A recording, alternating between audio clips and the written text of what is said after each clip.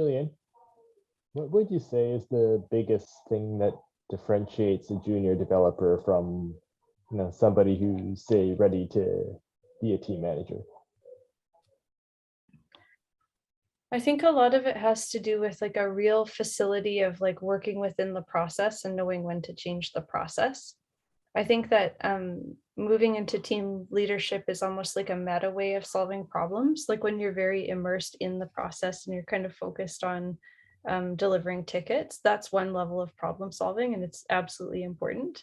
And I think when you start to think about what might we tweak about like process or context in order to facilitate better software getting built, that's at least where I would see kind of that more team lead mentality coming in, is that it is a little bit technical, but it's maybe more process, and there's also that social piece. So I think it's starting to be able to balance all of those things that get baked into how software gets made beyond just the code. Thanks, that's a good answer. I guess a follow-up question to that is, do you think after you've reached a certain level of experience, like everyone should aspire to be like a leader or manager?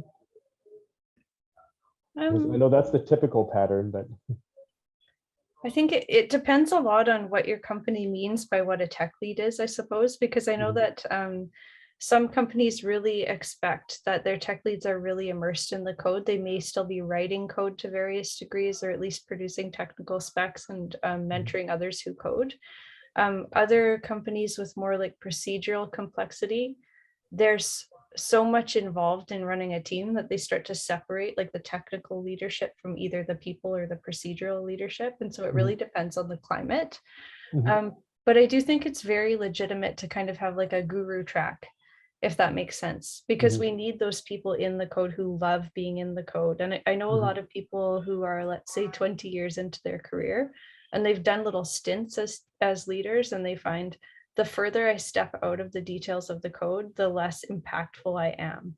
And for those people who are so impactful when they're really in the code, I think that's where they belong, because I think it's up to all of us to find basically our strength and to really not apologize for staying in that and just shredding, like whatever that is. So okay,